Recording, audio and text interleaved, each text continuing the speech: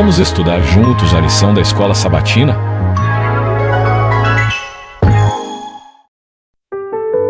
Lição 3. Começo difícil. Verso para memorizar. Depois Moisés e Arão foram e disseram a Faraó: Assim diz o Senhor, Deus de Israel, deixe o meu povo ir, para que me celebre uma festa no deserto.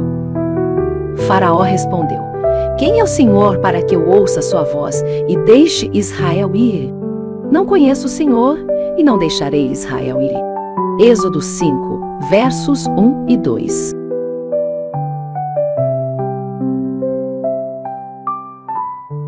Sexta-feira, 18 de julho de 2025. Estudo adicional. Confiando em meio ao caos. Olá, amigos. Como estão vocês? O meu desejo é que todos estejam bem.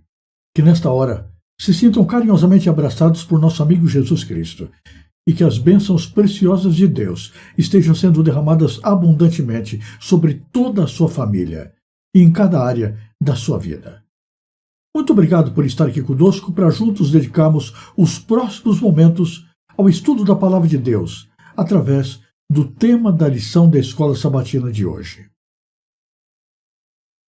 Você já obedeceu a Deus e percebeu que logo depois as coisas ficaram completamente ruins?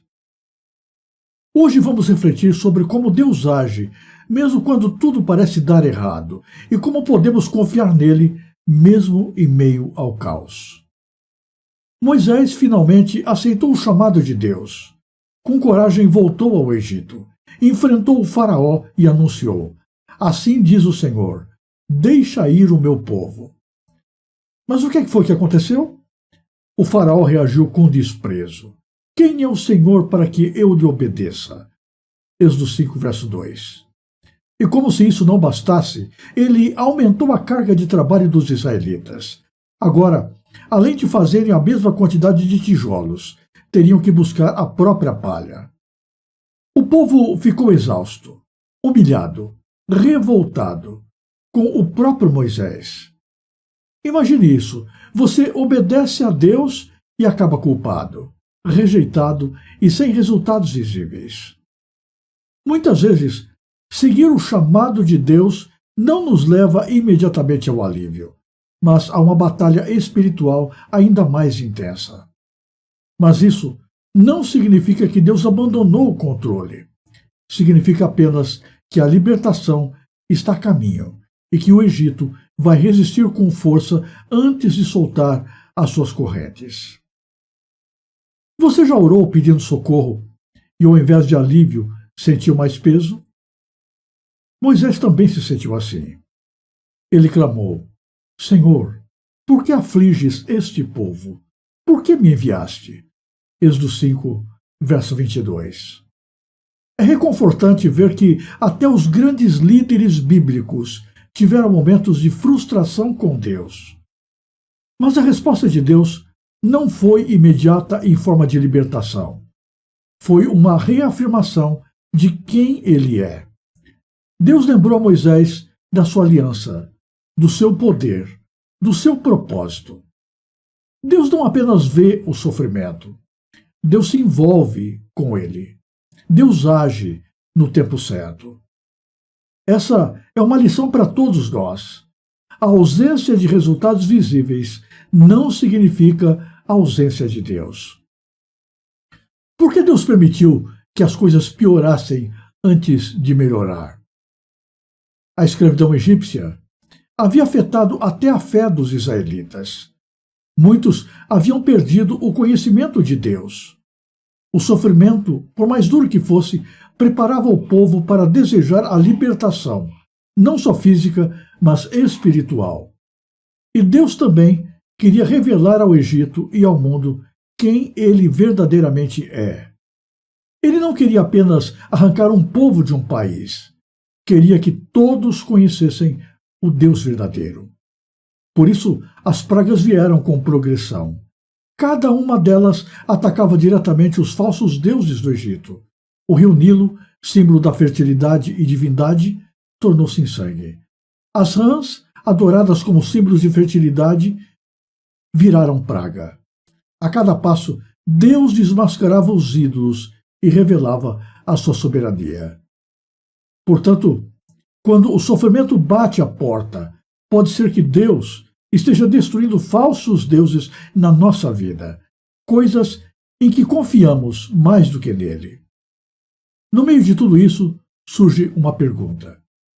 Podemos confiar em Deus mesmo quando as coisas vão mal para os fiéis?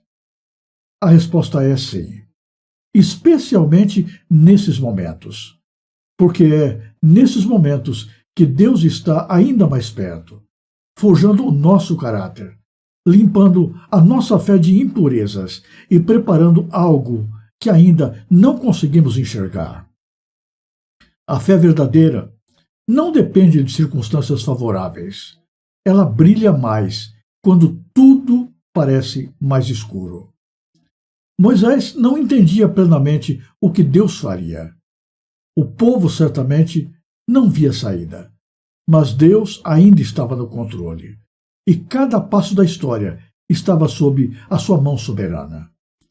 O faraó declarou: "Quem é o Senhor para que eu obedeça a sua voz?" Essa pergunta ecoa até os dias de hoje. Muitos ao nosso redor podem não dizer isso com desprezo, mas com sinceridade: "Eu não conheço o Senhor." E o nosso papel é o mesmo que o de Moisés: revelar o caráter de Deus através da nossa vida, da nossa fé e da nossa perseverança. Como podemos fazer isso? Ajudando com compaixão, compartilhando experiências reais de fé, apresentando a Bíblia como uma carta de amor de Deus à humanidade, mostrando que Deus é real, mesmo quando a vida é difícil. Conhecer o Senhor é mais do que um conceito. É uma experiência que transforma. Pode ser que hoje você esteja em uma fase de tijolo sem palha. Obedeceu a Deus, mas as coisas só pioraram.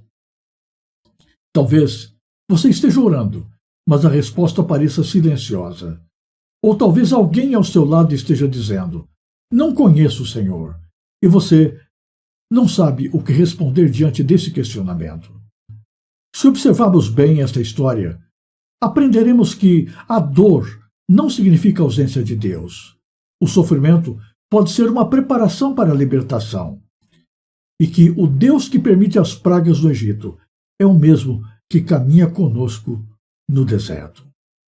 Portanto, querido amigo, não desista. Deus ainda está escrevendo a história. E no final, ele será glorificado. Se você gostou deste vídeo, ajude a divulgá-lo. Inscreva-se no canal, deixe o seu gostei, clique no sininho das notificações e compartilhe o link com as pessoas que você conhece. Fale mais de Deus no mundo que quer esquecê-lo. Que Deus abençoe você em cada momento e em todos os lugares.